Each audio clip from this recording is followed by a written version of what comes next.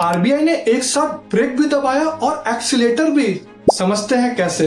RBI ने lending और rate transmission के नए रूल्स अनाउंस किए हैं और मॉनिटरिंग को और भी टाइट बनाया है। मोटिव सिंपल है, पॉलिसी रेट का इम्पैक्ट लोन्स पे जल्दी से पास हो। अगर आपका लोन फ्लोटिंग रेट का है, मतलब इंटरेस्ट टाइम के साथ ऊपर नीचे होता है, तो अब बैंक्स बिना 3 साल का लॉक इन पीरियड का वेट किए भी इंटरेस्ट के ऊपर लगने वाले एक्स्ट्रा चार्ज कम कर सकते हैं। इसका मतलब आरबीआई जब अपना पॉलिसी रेट घटाएगा तो आपका ईएमआई कम हो सकता है और इंटरेस्ट रीसेट के वक्त बैंक्स आपको फिक्स्ड रेट पर स्विच करने का ऑप्शन दे सकते हैं। लेकिन ये मैंडेटरी नहीं है।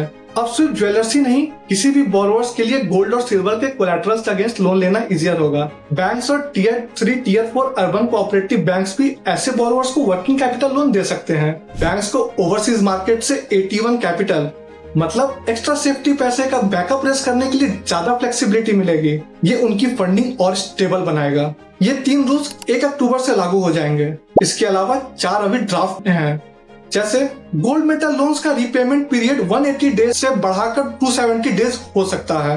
नॉन मैन्युफैक्चरिंग ज्वेलर्स भी गोल्ड मेटल लोन्स ले सकेंगे।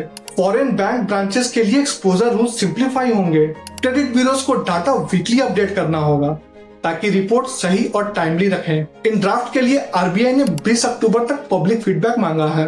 आरबीआई ने ग्रोथ के पेडल दबाया और सीट बेल्ट भी लगाई। सिंपल सी बात है, बोरोवर्स के लिए लोन ज्यादा फ्लेक्सिबल, आपके लिए ईएमआई कम होने का चांस और फिक्स्ड रेट की चॉइस, और स्मॉल बिजनेसेस के लिए ज्यादा क्रेडिट एक्सेस।